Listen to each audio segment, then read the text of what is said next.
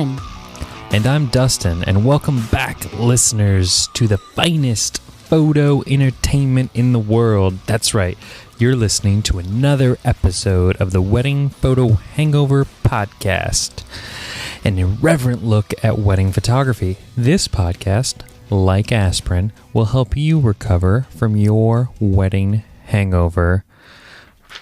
Corynn, how are you? I'm okay. I have a little bit of a cold, so I apologize. Where is Steven? Steve is in Disney. Lucky duck. What a lucky duck. Maybe perhaps a Donald Duck? Was it? No, nothing. No, nothing from that. This is going to be a long episode. Sorry. I'm not good at this. So, as Corynn alluded to, Steven is on vacation this week, but we did not want to leave our dear listeners in, hanging dry. What's the phrase I'm looking for? Leave high and dry. Leave them high and dry. And so we wanted to give you a little taste. I know a couple weeks back you got a little taste of the Steve and Jen show. So we thought we'd bring you a little bit of what I have to work with on my end here with my lovely, beautiful, talented, amazing wife, Corynn. Oh, my. In fact, other than wedding days, this perhaps might be the longest conversation we've had all wedding season. This is a long month. So, Corynn, who are you? That's a big question. We have big questions here on the hard-hitting Wedding Photo Hangover podcast, where we ask what those out there might not ask. Well, I am a mother of two beautiful babies. Do they have a father? Yeah, that would be you, silly goose. Gosh, darn it. Good question. I have been married to Dustin. That you all great. love to listen to. He sounds fantastic. For 6 years. Really? Has it been that long? Yeah, 6 years. 6 glorious years. And I married into this amazing business of wedding photography. He's taught me everything I know. Before that, I was a professional ballet dancer and then went to school for 7 years to be a doctor of physical therapy. But I kind of have many jobs that I do right now. Mom, photographer, and doctor of physical therapy. So out of those 3, what would you say your favorite is? Because I noticed like husband wasn't on there, so I assume that didn't even make the list of the 3 hats you wear. Okay, it was like 4. Photographer, mom, physical therapist. So I'm just kind of curious, sort of where I fall in that. I'm just kind of your coworker at this point. No, husband is not a job. That I'm. But mom is a job. It kind of feels like it at times, I guess. Yeah. I don't know. Now that he put it that way, I feel bad. Good. That's my whole goal tonight, is just to make you feel bad. That's not good. Oh, it's This is going to be a very long hour. You're right. I love long hours with you.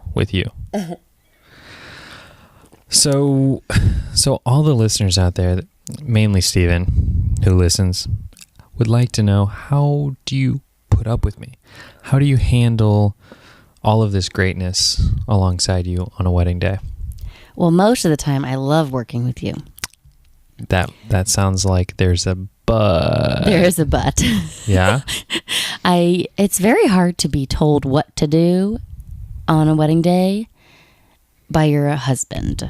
But I do it so well, right, babe? Most of the time. I roll my eyes at you a lot. Yeah, but it's sort of part of like our shtick, our charm, our playfulness. allure. Yeah, is it playful? I think I'm hoping it comes sometimes. off that way.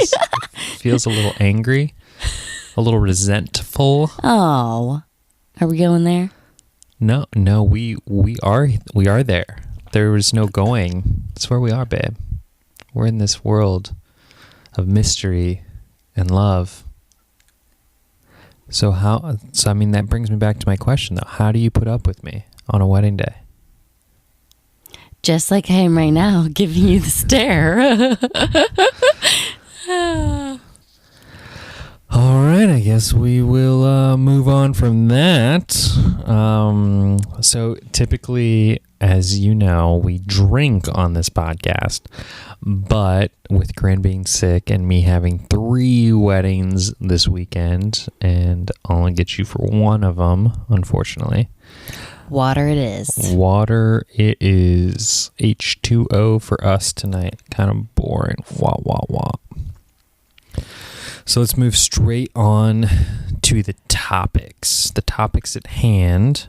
Corynn and I had the great pleasure of doing something kind of special this weekend. What did we get to do this weekend? We photographed your sister's wedding. And was it just like everything you ever wanted it to be and more? Was it kind of the epitome of our wedding photography career? I would not say that. Oh, would you not? No, it was probably one of the most stressful weddings we have done. Oh, really? Yes. And why? Well, for one, I was a bridesmaid. I was a bridesmaid and actually didn't pick up a camera the entire day like I was supposed to. I had to watch our kids for most of the morning. Then I had to get myself ready. Then I had to help your sisters get ready. And the day went 2 hours past that it was supposed to. I mean, we were delayed in getting started. That's what I mean. So it was kind of chaos. Yeah, it definitely did not go quite as planned. But let's back up. Was there a plan? Yeah, you made a pretty detailed timeline for... Well, that got shot. Yeah. So there was a plan, though. There was a plan in place. But let's back up a step here. I think we're getting ahead of ourselves because I want to kind of just really quickly touch on like all the hats we had to wear on the wedding day. Not only, obviously, this is a family member's wedding, like an immediate family member's wedding for me personally, but we were also tasked with being the photographer, being the videographer. You were in the wedding. And you walked your sister down the aisle. I walked my sister down the aisle. Our daughter was the flower girl. That is right. I forgot about that. Our daughter was the flower girl. She's only 2.5. And so we had kids there. We had both of our kids were at this wedding. And I mean, you practically were the wedding planner for this. I ended up so, absolutely. My sister lives out of state, lives in South Carolina. And didn't really plan much at all. Correct. So we kind of helped sort of pull the whole thing together, being that they had the wedding back here in Indiana. And it was a lot. It was a lot. And the week of the wedding, I was asked to give a toast. So I think you wrote that day, right? Didn't really write anything. We jotted some notes down, and then I couldn't find my phone, so I just kind of completely winged it. Wing-a-ling. Although our daughter did say, good job, Daddy, right after. It was absolutely adorable. Which is, from the lips of a 2-year-old, is the cutest, most, high praise thing you can ever get. I could care less about anything anyone else thought at the wedding. But anyways, before we get all gooby and gobby over here, I did want you to kind of just walk us through sort of like we talked a bit about how we had all these responsibilities, but what I want to kind of convey to the listeners is sort of like if they're asked by their brother or sister to photograph their wedding, just a little glimpse, if you will, into maybe a bit of the chaos that could perhaps ensue. So kind of walk me through some of the things that maybe happened on the wedding day leading up to the ceremony that perhaps like you weren't anticipating. Like things that you had to do that you didn't foresee having to do. Well, for starters, at 8 a.m., we had to set up the entire venue, which... Oh, I forgot. Yeah. I have never done it for any wedding, even my own. I had somebody do that. bless them. So that was crazy, and nobody was leading. So I ended up kind of taking the leadership role, which I said I wasn't going to do. That's my wife, alpha dog. But Corynn. I did it. And I hate people getting mad at me. So that was hard, but I survived. I also had to do 2 of your sister's hair that day. That was unexpected. But yeah, so let's talk about that for like a brief second, because that was really entertaining. So my sister had like one kind of oddball request when my mom asked if there was anything she could do for my sister, and my sister was like, well, I would love a like honeymoon suite for the night of the wedding. You're going at. Mm-hmm. And so my dear mom, being from out of state, was like searching and Googling and trying to find a hotel that offered a honeymoon suite. Well, a lesson should be learned from this, because no hotel in town apparently does a good job of marketing their rooms as honeymoon suites, except the good Best Western, which wasn't even near where the wedding was, but it was the only hotel in town that had a honeymoon suite, which had a whirlpool hot tub type thing in the room. And so my mom booked it. It was very, very expensive. It was supposed to also have a fireplace. The pictures had a beautiful fireplace as well in the room. And it's supposed to be kind of like a suite style where there's, like 2 rooms, one with a bed, one with a living room, kitchen kind of deal. And so we show up to this, and they had the hair and makeup there as well. And oh my goodness. We were packed in there like sardines. It was so bad. It was so small, not very clean. It was as if they took one normal size hotel room and put a wall down the middle, separating the bed from the couch. And then just popped a bathtub in the corner and was like, hey, honey, you know what it reminded me of? A birthing suite that had a hot tub. The tubs in the room. So my sister got ready in a birthing suite. Here we go. But yes, so yeah, I did so much that morning. My kids were dropped off. No, we brought them at that point. They were with us. So I had my 2.5-year-old and 7-month-old during all of this. Okay, so I did 2 people's hair. I helped with another sister-in-law of mine, her hair and her makeup a little bit while watching these 2 kids, as well as steaming all dresses. I steamed all of the dresses that morning. I don't even know if you knew that. Well, I picked up the steamer. Yes, you did. So Thank you. I get a little credit for that. A little credit, yes. So anyway, it just took so long for all of these things to happen and all of us to finally get into our dresses and get everybody out of the door. And the room was a disaster. They just, like a bomb went off. So talk about sardine and then having this mess. So having to organize that, because of course the bride and groom were going to be spending the night there later. So we had to clean it up. But anyway, we finally get bride out the door and we are 2 hours late. So I left after the bride finished her hair and makeup, as most photographers do, because I had talked her into putting her dress on at the venue, because if you had seen this hotel room, you would have quickly realized there is no way in hell she's going to put her dress on here. There's no room. There's not an opportunity. It's not photo worthy. It was definitely not attractive enough for that either. Exactly. So I had suggested putting her dress on at the hotel, also to save time, and just put it on at the venue, where there'd be much more room to kind of spread out and do that. And we were supposed to do a first look. We were supposed to do all of the photos, the family photos, everything beforehand. None of that got done. And all of that got shot to hell in a handbasket because you guys showed up an hour and a half late. Sorry. And so, and as a photographer, normally I would have been like freaking out, but because this was my sister, I was like, whatever. You really did play it cool. Well, it's kind of like there was nothing I could do. and this is kind of goes back to if you are listening and you are planning a wedding for yourself, having everything at one location takes so much of the like stress out of the equation because you don't have to travel.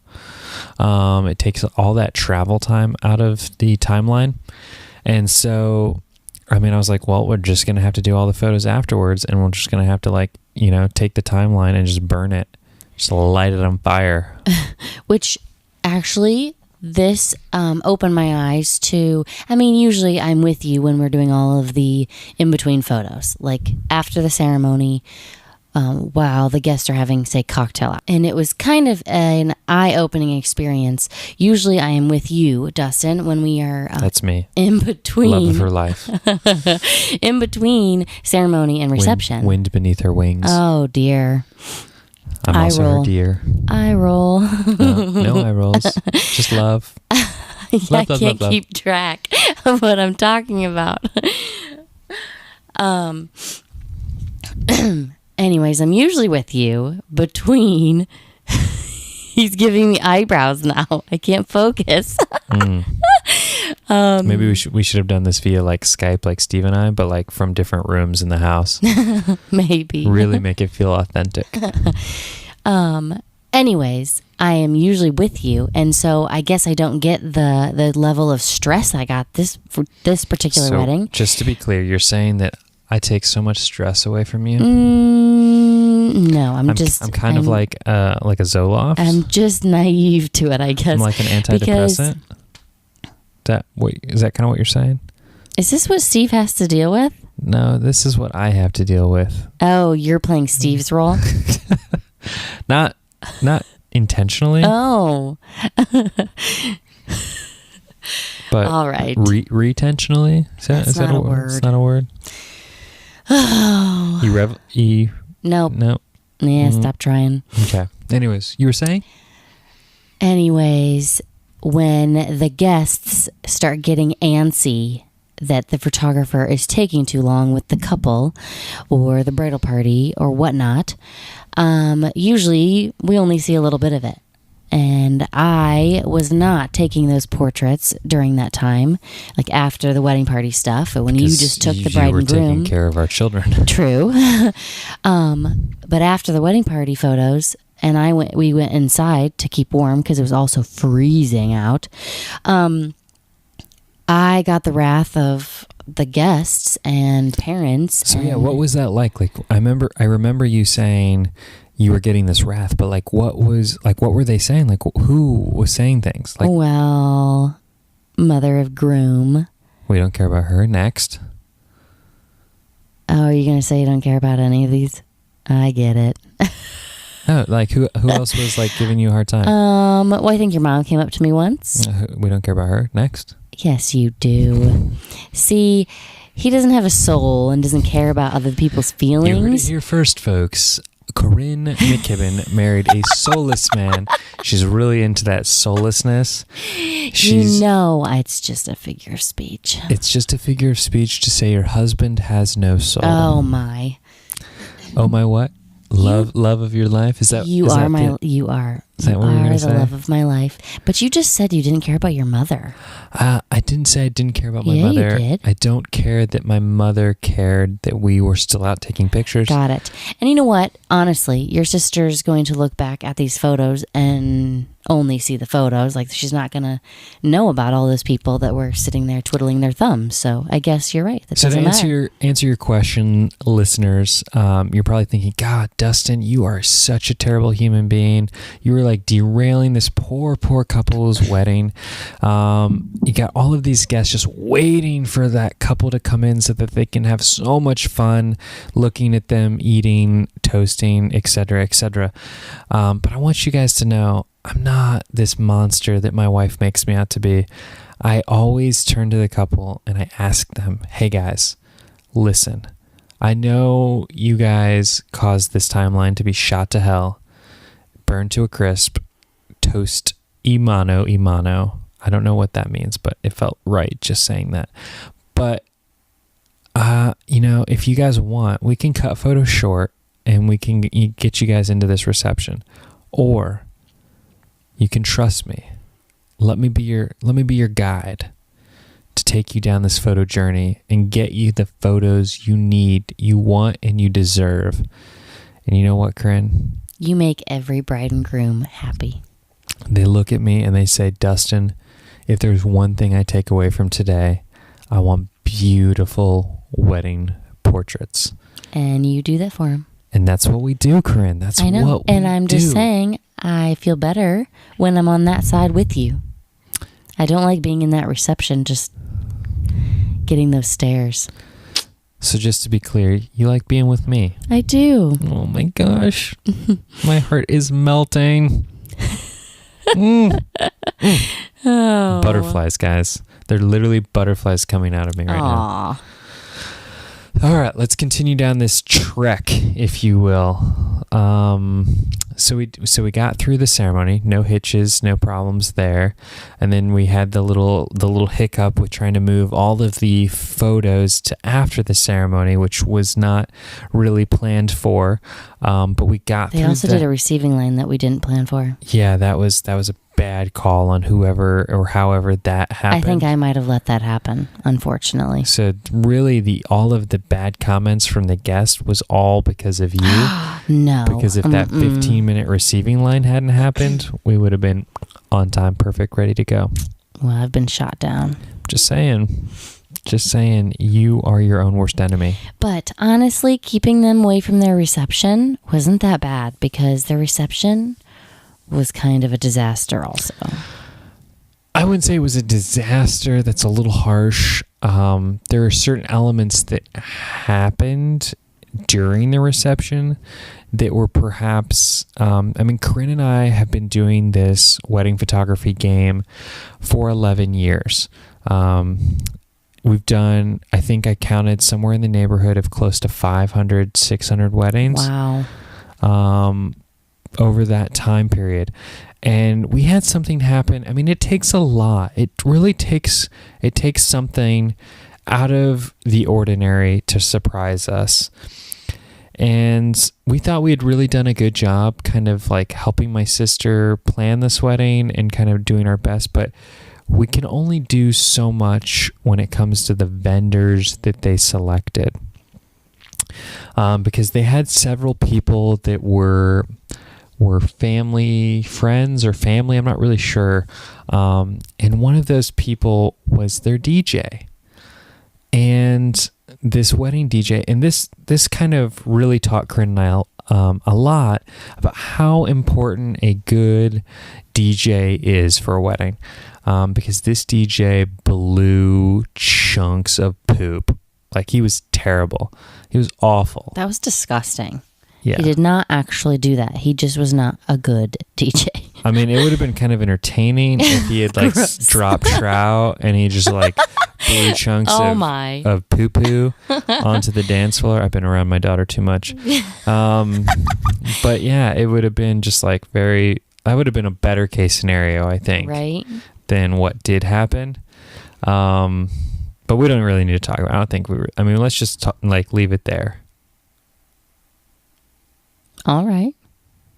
You want to leave it there? Just leave the listeners hanging? No. You're terrible. Why would you want to leave the listeners? They are on the edge of their seats right now. Oh, okay. They're thinking, Dustin, Corynn, you shot your sister's wedding, your most beloved sister's wedding, and what could have possibly gone wrong that in 11 years of being in the business of weddings you have not seen? All right. So the DJ didn't want to announce names of the wedding party coming in, which, fine. Okay, just wedding party, come on in, sit down. That's fine. Didn't play intro music well. He then played the wrong song for their first dance. We had to tell him. But even that, this is like normal next. Bad DJ stuff. Like, this is... Okay, I'm getting there. Where does the train crash, Corynn? Where does everything go terribly wrong? Once they do their first dance, and then we have dinner. Okay, so it was after that. It was after all of that. He plays the mother-daughter dance, because it was a mother-daughter dance, and then mother-son dance. Then does like the we shoe did a grandma. did like a grandmother dance. Yep, we did a grandmother dance. So we did all of these dances back to These, back like, to back to back to back. What we might call like the main events. Right, but they usually don't. There's usually like gaps, like some open dancing, get people on the dance floor. He never did that. He played all of these main dances back to back, and all of a sudden we did Garter like and the Bouquet. Garter Bouquet. Then he went into the dollar dance. Yeah, and then he did one slow song, and then left. He up and left. So that last slow song, he announced like, this is going to be the last song, folks, and we're all looking around like, oh, it's the last song for the what? dollar dance. Like, cool. Like, let's get the party going. We're so excited. Never played a dancing song all night. Like a fun party dancing song. Well, I think you're missing the point, Corynn. He didn't play a dancing song because he left 2.5 hours early. He just decided, like, I'm getting kind of tired. I'm a little, exhausted from today. I'm just going to call it a night. I'm just going to Was he really a wedding was he really a wedding DJ? Has he done this before? According to the bride and groom, he 100% does this for a living. That hurts. That is awful. Yeah. Yeah, he ruined the night. Everybody immediately left. I don't want to say they left because of our dancing. No, I don't think so. No? No. Maybe just your dancing? Oh, ouch. Ooh. I mean, I was the professional dancer in this relationship, right? Wait, I don't think so. Maybe I'm confusing that. I think I did that. Were you? Yeah. I was the one that did the pole dancing. Oh, dear. Dear? No. Sometimes I think you just like to call me dear.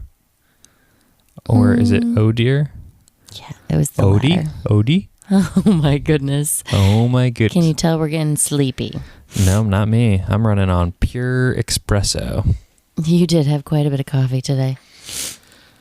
So, long story short, don't shoot or be a part of any sibling or family member's wedding ever at all. Oh, you can't say that.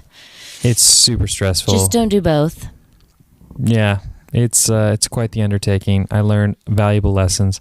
I think in retrospect, what did we learn? Like, what if we could do it all over again? Obviously, vendor selections aside.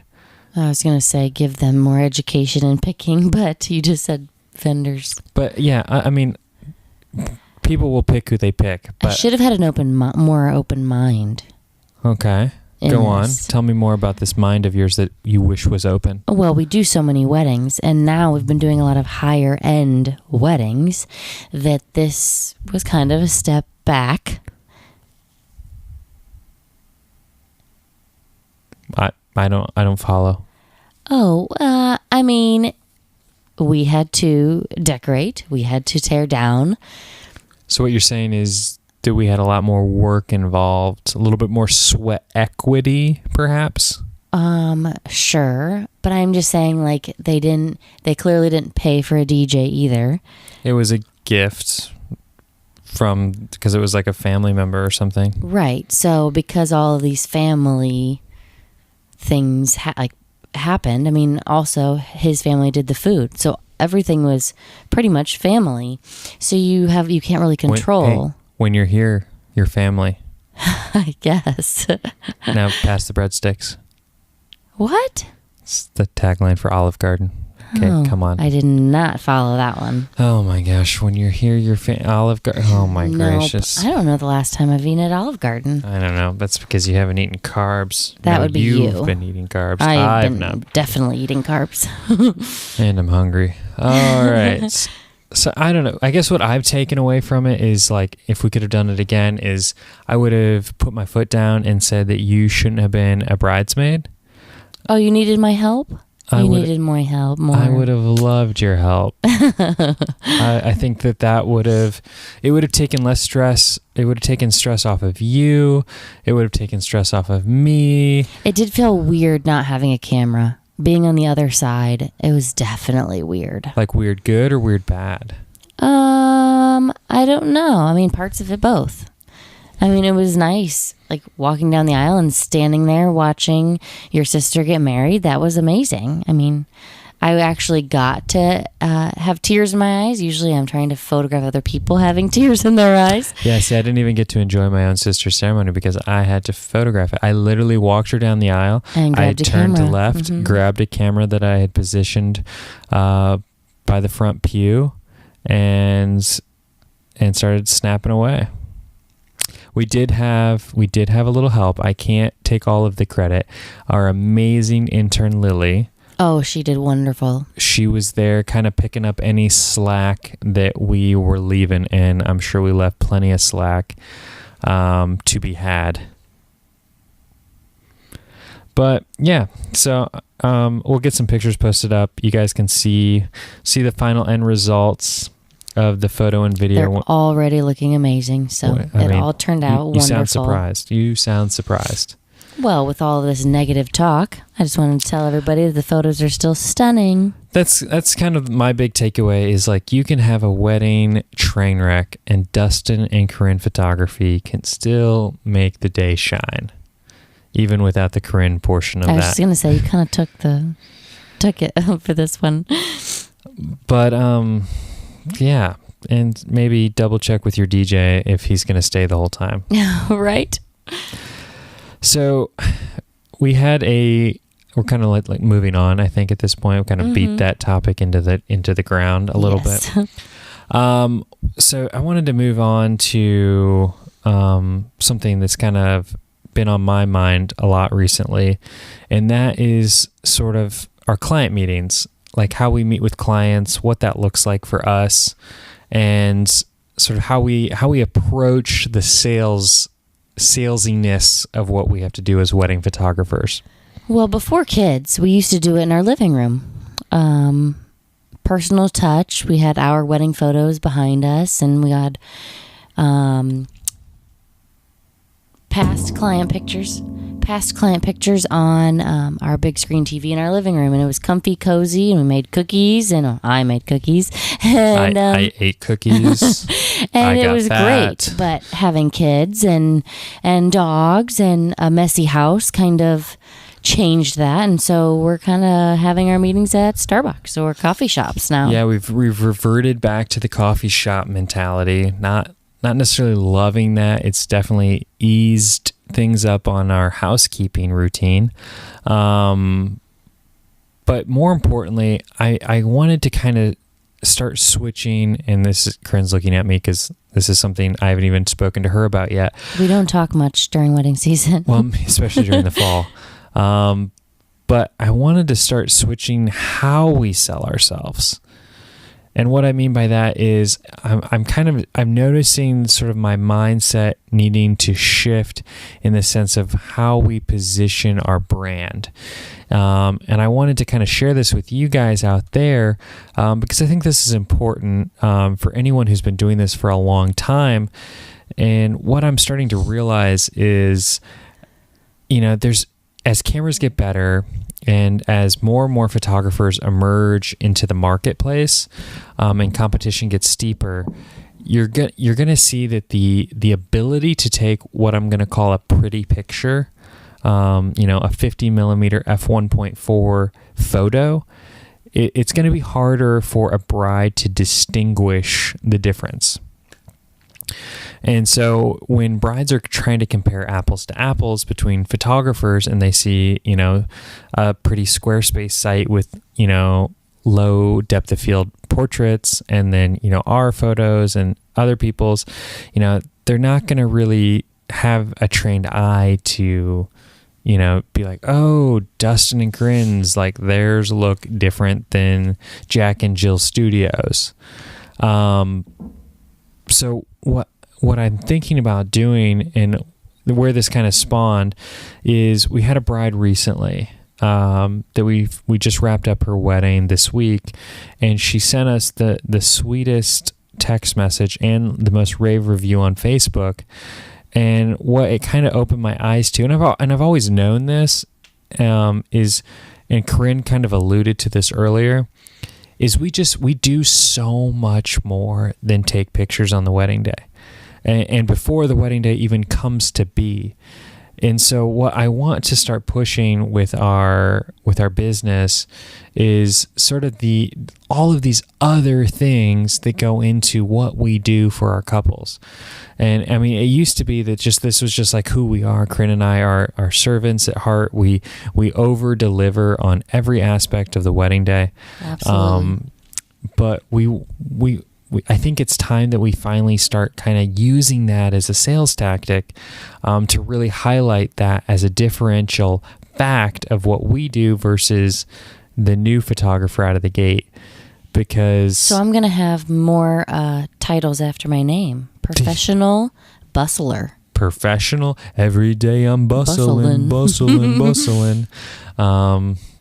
Sorry, I turn everything into that jingle. As our longtime favorite listener, other than Louis Novak, Luke McBride knows, when he's helping us shoot video, I always use the little tagline, every day I'm gimbalin'. No, that one's not as funny. No. No. I've said that so many times on the shoots we've had the past few weeks that I've forgotten what the actual words to the song were. And he had to remind me. That's how bad it got. But yeah, so back to Corynn derailing me from my thought process there. She's so Steve-like tonight. It's ridiculous. Usually you're the one doing that. I'm usually the one, looking as cute and cuddly as Steven? No. Oh. But yeah, I'm thinking that and listeners, feel free to message us if this is something you guys have thought of, or if this is something you guys have come across. I want to position ourselves in a way where we're not just selling pretty pictures. We're actually selling the experience of working with us and what that means. And I'm still trying to tool in on how to go about that. Like how... Are you trying to say we're planners? Yeah, but I don't. So what my fear is with that is because we already kind of you do the timelines. Yeah, we already. I mean, being from a smaller market like Fort Wayne, there just aren't wedding planners here. There's not the resources available that bigger cities have. There are a few. There are a few, planners. But 9 times out of 10, the brides here don't have a budget that's going to allow them to have a planner. And the planners that we have here typically aren't worth the money. No, because you and I keep the wedding day going anyway. We communicate with the DJs. We tell them, okay, let's move on to this. Let's do this. Let's do this. Like, we are running the show. And these are things Corynn and I have just done so long that we just assume every other photographer does it too.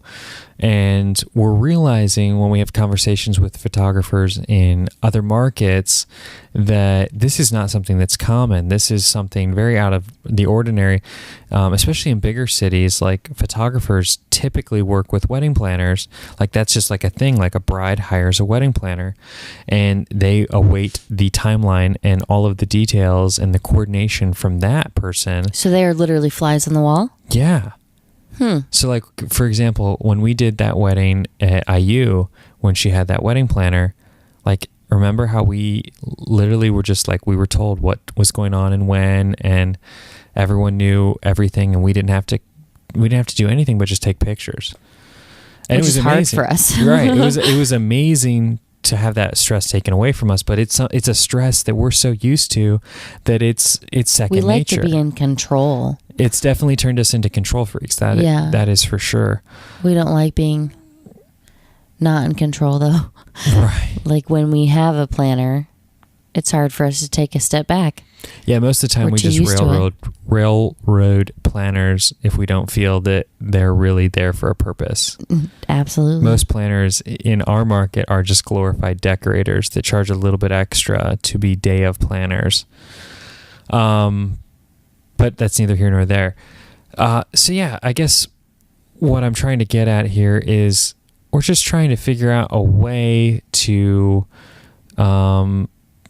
I don't know if that's through like a promo video or if that's through client testimonial videos or what that looks like. But trying to elevate our brand in a way where we're more than just pretty pictures. And we've had a lot of this just through spoken word recommendations and referrals. And like glowing reviews on Facebook, and like this bride gave us this little text just saying like, I did not even realize when I hired you guys, like how much more you guys were going to do for us. Like at this particular wedding, like Corynn was running back and forth to get things from the getting ready room. Totally matched my my rings on my Apple Watch like 4 times. Yes, we definitely got our steps in at this wedding. There you go. But just like, this is something we do at every wedding, and so I'm kind of a built-in bridesmaid.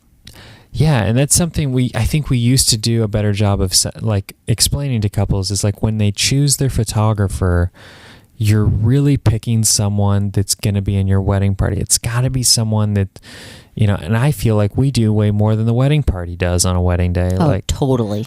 Like we'll be like, I'm holding the dress. I'll be like, hey, I've carried the bride over mud at least 5 weddings. Yeah. So anyways, I want you guys to kind of like stay tuned as Corynn and I kind of figure out this evolution of how we're going to take things in sort of not a new direction, but just sort of like from a marketing perspective, how we're going to try to convey this new element of what we're trying to use as a sales tactic. And it's not really a salesy thing because it is what we already do. It's not anything that costs our brides any more money. It's just a differential type of thing. Am I saying that right? Separating us from the rest. Yeah, because in a crowded marketplace, you got to figure out a way to sort of make you look better or different than the next guy. We want to stand out. And when you're married to this beautiful woman, you're always standing out. Oh. Standing out in the cold, wishing she'd let you in. Oh, whoa. What is that supposed to mean? I don't know. So, before Steve left for his epic Florida vacation that he was unwilling to podcast from, no bitterness there. But I'm here. Yes, you are here. You live with me. You had no choice. But you wanted to be here, right? Yeah, yeah. I mean, I'm usually in bed at this hour, but... Yes, this is way past your bedtime. But Steve did leave us with one very critical, important topic that he thought was worth our time to discuss this evening. This is something that he thought was near and dear to the listeners of this podcast. This is something he thought everybody would just really take a lot of value away from, and perhaps could maybe change the way they approach wedding photography. I was curious, Corynn, could you share with us what that topic is? Do you shoot with your left eye open? Wow. I mean, just the way you say that, I get chills. I get goosebumps. I honestly can't tell you what I do. I've been trying to think about it, and I don't know if I do or not. Do you shoot with your left eye or your right eye? You don't even know. I shoot with my right eye. Are you right-eyed or left-eyed? I shoot with my right eye. Okay, check. Got that figured out. I think, now that I'm thinking about it, I think I close my left eye if it's bright out, but I think I leave it open most of the other time. I'm a really bad winker. Like, I can't wink without making a funny face, so I don't think I shut my eye. Why do you wink funny? I don't know. Those muscles, I'm not very good at it. She just winked at me. I didn't think it was that funny. It was kind of cute. I was kind of like turned on just there. I must be getting better at it. So maybe I do shut my eye. Have you been working on your winking? I've been working on my winking. Have you been winking at people? Are you winking on me? No, I think that it's just... we're in the heat of wedding season and I'm photographing a lot. So maybe my wink muscles are getting stronger. So I must shut my eye. I really don't know. What do you do? That's a great question. It depends on the portion of the day, as a seasoned professional wedding photographer, as some may say, grand master wedding photographer extraordinaire of the His head's gonna explode. great from this city ego. of Fort Wayne. These are not things that Ego. these are not titles I've given myself, Corynn. These are titles that those of your great head's power gonna and great explode. responsibility have. It's gonna explode, people. Okay, I'm just a mere man with a camera. But so, as a man looking for moments and moments that need to be photographed, I keep both eyes open all the time. He is very observant. I will say that. So I've got one eye, the right eye, the best eye, looking through the camera, taking the picture, while the left eye is looking around. I don't actually think that's physically possible. And I did go to school for anatomy and stuff. Anatomy and stuff. Is that exactly what your degree says? I told you I am tired. I am a doctor of anatomy and stuff. And stuff, yeah. Mm-hmm. I would love it if that was a real thing. So what did you graduate with? I'm a doctor of anatomy and stuff. We just kind of cover the base anatomy, and then I'm really good at the other stuff too. Anyways, we don't need to get into the specifics. But so I keep my left eye open. When I'm doing the portrait portion of the day, I do close it to give it a little rest, because there's not really anything I need to be looking for, and it works really hard. And I like to give it a little break sometimes. Oh, you are so silly. No, this is the real deal, babe. Oh, okay. I'm not fluffing this. This is what we bring to the content we bring to the wedding photo hangover community. Pure truth.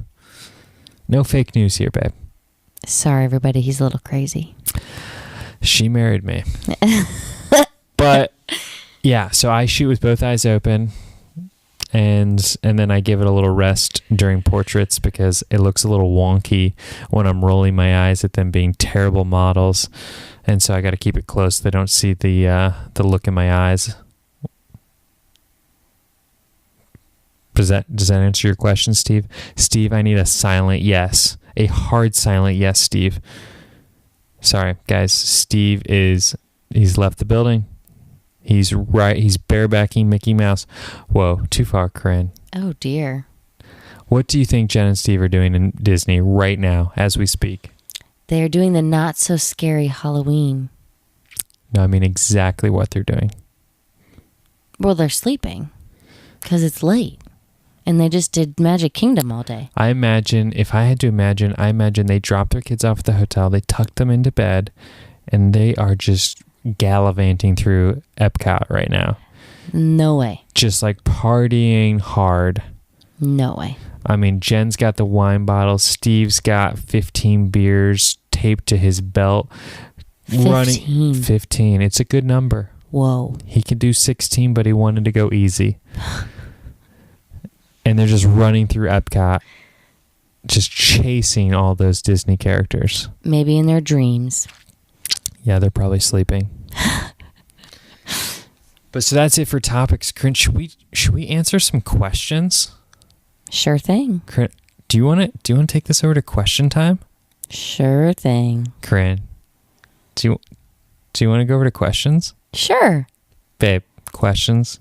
Let's do it. You are so good at this game. Let's do some Q&A. But Steve, do you want to take the first one, or would you like me to? I can read it if that's what you're saying. All right, I'll take it then. So, Bill Johns from our Facebook group, the Wedding Photo Hangover Facebook group that everyone should be a part of, asked this great question, which I am so interested to know your thoughts on, Corynn. So, building upon a previous question about keeping photos on your website if a couple gets divorced. Have you gotten to the point where you can almost tell that a couple isn't going to stay together? There have been several couples whose wedding I have shot that I could just tell on their wedding day that it wouldn't last long. Everybody else has or have a couple of couples that you just know on their wedding day that they won't stay married. You've actually got a good, what's the word am I looking for? It is late. Corinne, what words are you looking for? I don't know. Words are gone. Corinne, bring me some words. Do we need to call the word man? The wordsmith? You take over. You've got a good wedding for this. Which wedding? I don't even know which wedding you're The talking New York wedding that I didn't go to. Oh, I mean, we had a wedding. She was a bit of a bridezilla. A bit? She was all of a bridezilla. Yeah. And maybe a little more. Yeah, these are just the things he's told me about this wedding, but it's pretty bad. But I mean, they're still together. So. Oh, true. I mean, it was definitely a couple that if I had to take a gamble on, they would have been ones that, I mean, this groom was the sweetest human being.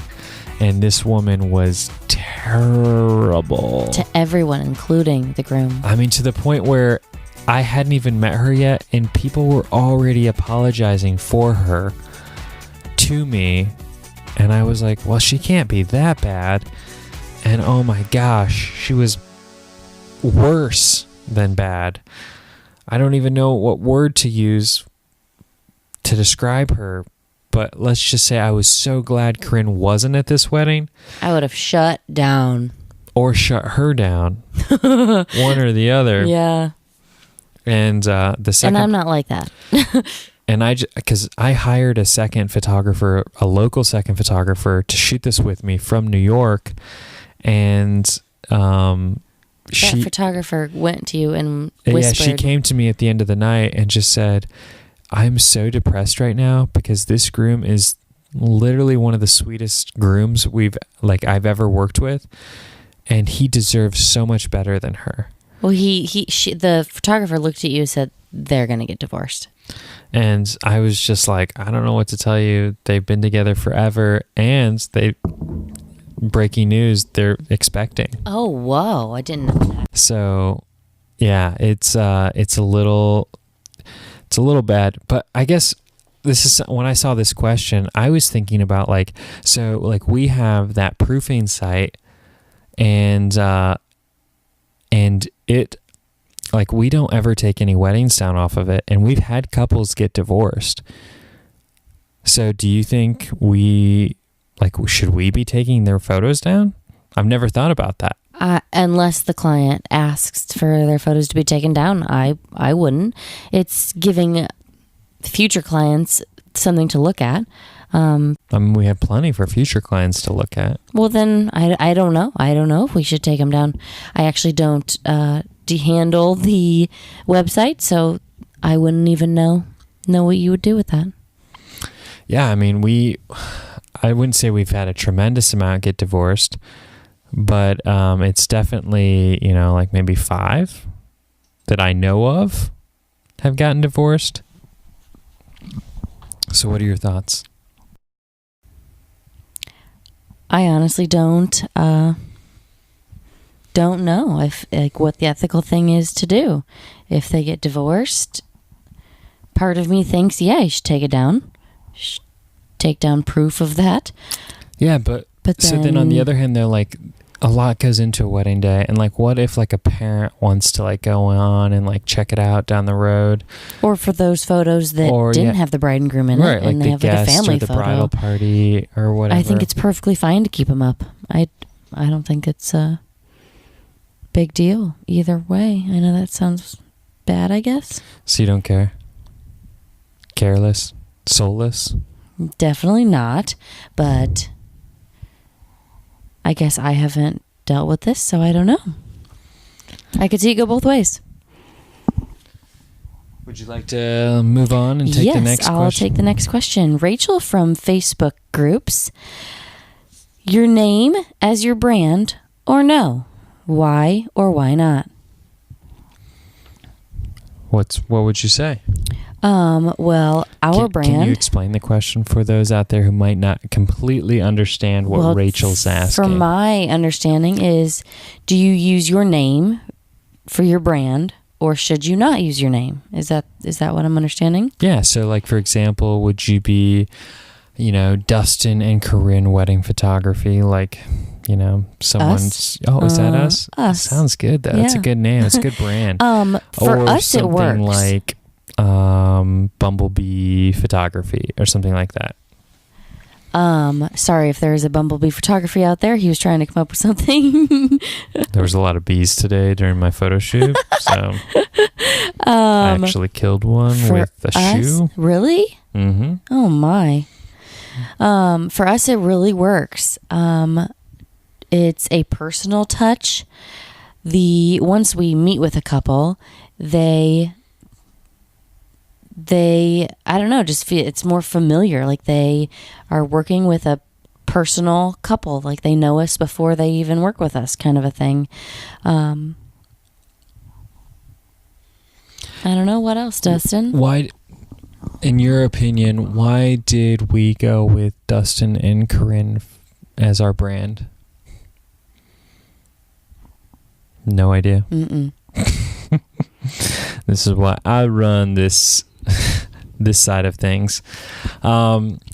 So we've had a few brands along the way. My very first brand back when I was in high school was called Flash Photography, named after my favorite superhero. And I thought it was super creative. I still think it has merit, even though I was teased a lot in college. But that's where I started, was with that. And then, of course, I had a big ego because I thought I was the hot cheese. And so I changed it to my last name, which was McKibben Photography. And then I realized for some reason people have trouble pronouncing my last name. And spelling it. Even though it's rather simple and rather phonetically easy to pronounce. But then when Corynn and I started shooting together, I realized that my biggest competition was females, and that by kind of incorporating our first names instead of just my last name, brought the feminine touch. Yeah. It also made it like we weren't trying to sell photography, we were trying to sell us. And it sort of, at that time, kind of changed the game in the way we did things. It made it more about what we were and what we represented versus just wedding photos. Which is exactly what you were just talking about earlier, about changing things or evolving them a little bit and feeding into that. Exactly. Husband and wife team a little bit more. Yeah, kind of getting back to the roots of why we did things the way we did them.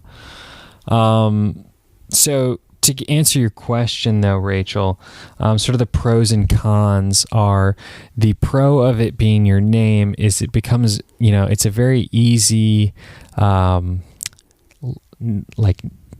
a very easy branding move to make because you are the brand. I think it has a personal touch to it. It's a personal touch. So if you want to do Instagram marketing, Facebook marketing, it's very easy to market an individual. It's easier to grow a business like that because personal marketing is where it's at least right now. Now, the con of that is, and Steve would be better at talking about this than me perhaps, is that it becomes challenging to grow your business as a one person. And this is something Corynn and I have kind of experienced a little bit as we try to kind of figure out and navigate this whole like associate photographer thing. And that is that it's kind of challenging to book an associate photographer when someone comes to the door looking for Dustin and Corynn, and you tell them Dustin and Corynn aren't available, but Jack and Jill are, or whomever. And so we've kind of had to figure out creative ways to do that in how we market that. And so that kind of brings me to option number 2, which Rachel was asking about, doing a brand that's a little bit more, I don't want to say generic, but something that's not your name, like Sunshine Photography or whatever.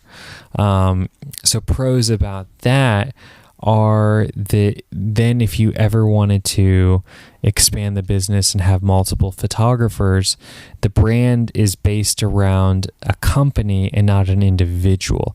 Now, that's not to say as an individual you can't build a brand into something bigger.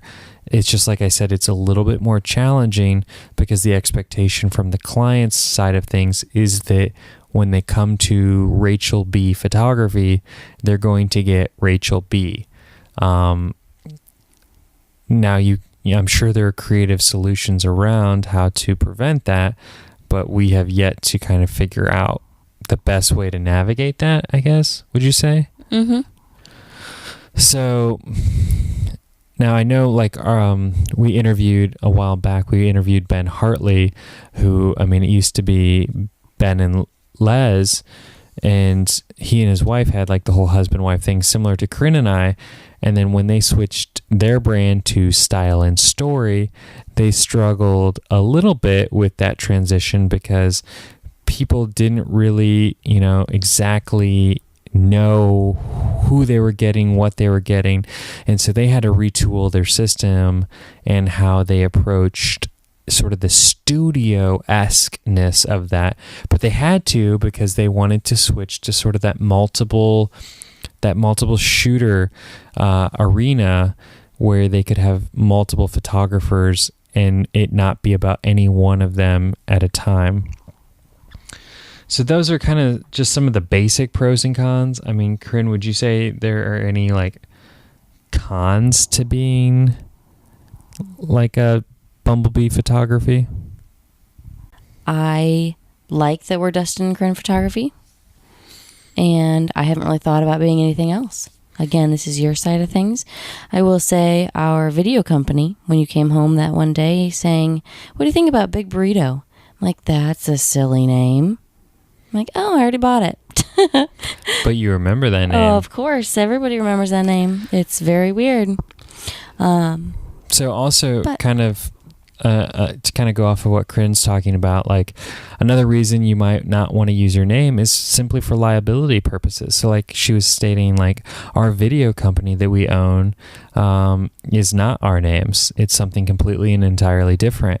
And that's to separate things. If something goes wrong in the video end of what we do, we want that photography brand that we've worked so hard to build to be sort of sheltered from any fallout that a bride might have with our video side of things, and we keep them very separate, at least as much as we possibly can. When someone hires us for photo and video, they are hiring two separate companies. There are two separate contracts, two separate deposits. As you can tell, Dustin manages all of this side of stuff.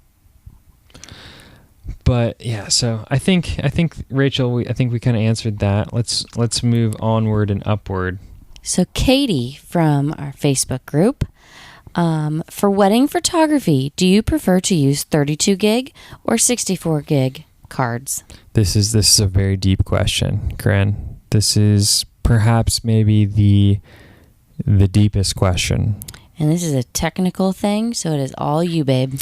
Well, no, I think this kind of, I pulled this question out of the deep interwebs specifically for you. You're looking at me like, but Dustin. This is tech. I don't do any of. You hand me a camera. You have shown me how to use that camera, and that is what I use. but at the same time, on a wedding day. So what this question for me goes back to is, do you like switching memory cards on a wedding day? I like the 64 gig, and I like to keep one card in it the whole day. Because you shoot so much. I am trigger happy. And so if I put 32 gig cards in the camera, we would have to change them out. Mm-hmm. So, I mean, in fact, we've actually started switching to 128 gig cards. I was going to say, usually I have 128.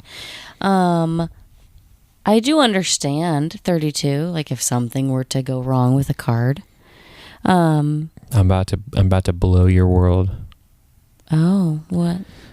And, I mean, Steven and I have had this conversation already. Oh.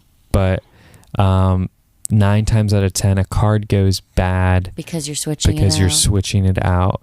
So by leaving the same card in your camera all day long and never switching it out until you're in the safety and security of your home or somewhere well lit where you can make sure you got the camera off, everything's good. You're not like standing next to an electrical storm, and you pull that memory card out and just pop it in your sweet, sweet memory card reader that is a good memory card reader that is of good high quality. And you get that offloaded onto your computer or hard drive right away. And 9 times out of 10, you will never have a problem if it's a name brand, reputable memory card. I'd say more than 9 times out of 10, right? Is there more than 9 times out of 10? Would you say like 10? 9.9. Oh, we're going into decimals. Yeah. My goodness, woman. Intensity. So Katie, to answer your question, what I do is I shoot on the highest gigabyte card I would need where I do not have to switch cards. So for Corynn and I, that is typically a 64 gig or if it's a long day, a 128 gig card in all of our cameras. And we do not switch, and those cards do not come out of our cameras until I am back at my office that night offloading those cards. Unless maybe we're traveling for a wedding, in which case, I'll try to offload them at the hotel. But yeah. So that's kind of really that's really the episode, Corynn. You kind of killed it. You really just crushed it. I don't know if I'm that great at this, but first time for everything. I mean, normally you're the most talkative human being I've ever encountered. And I think little quiet. A little quiet. A little quiet. Okay. It could be because you're half asleep, drugged up on cough drops and cough medicine. I can't have cough medicine. It's okay. It's okay to admit you have a problem. I have not taken cough medicine. It's okay. You don't have to lie to us. I am not lying. We're all here to support you. Oh, you're going to make me mad now. Oh, we like it when you're mad. Welcome to our marriage. We like it when you're mad. I like to smell what the Rock is cooking. I don't even know what that means. I don't even know who you are. Oh, dear. Oh, my. Is there anything you'd like to add to our listeners? Anything? I mean, I feel like you are an inspiration to the wives out there or the husbands out there that perhaps, might shoot alongside their spouse and perhaps, maybe aren't all in. They're not as involved as per se everyone else is. And, I want you to kind of just take a moment. I want you to reach out and just give them a little hope. Well, it's sometimes difficult to work with your spouse, but I am trying to view it a little bit differently. So now I try to think of it as just spending the day with my husband. I know he's looking at me like, really? And I've been trying to think of that. Instead of getting mad at you for bossing me around, you're just in the zone. You are working. You're trying to give the clients the best possible photos of their special day. So I try to read your mind as much as I can, which I think I do most of the time. But if you get upset or you're really in the zone, I just try to let it brush off my shoulders and not get upset. But that's kind of hard when you're working with your spouse. So that's the good and the bad. Do you have any specific tips you could give people that work with their spouse? These are loaded questions when I'm half asleep and you didn't prep me for it. They don't have to be specific tips. They could be super vague tips. Just give them just the tip, just for a second. Oh, dear. Vince Vaughn would be proud of that reference. He would. Go Wedding Crashers, which is one of our favorite movies. Is it? It's one of mine. It's been a long time since I've seen it, though. That's how we got inspired to shoot weddings. I don't know about that. We just want to crash them. I got married into this. But I think I've gotten pretty good at it.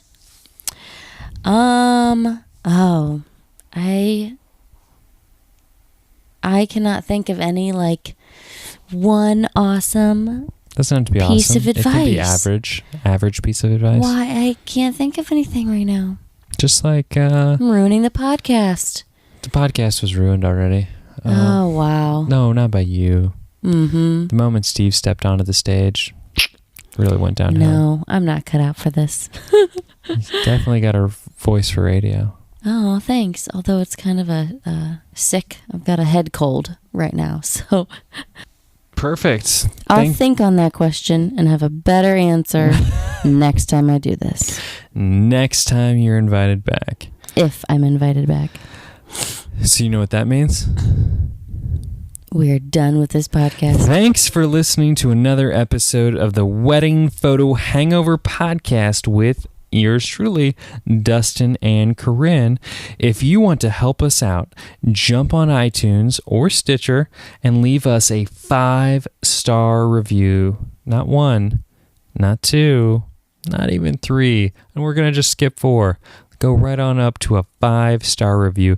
If you want to connect with us, you can find us on Facebook and Instagram at Wedding Photo Hangover, or on Twitter, which is more Steve than me, at WedPic Hangover.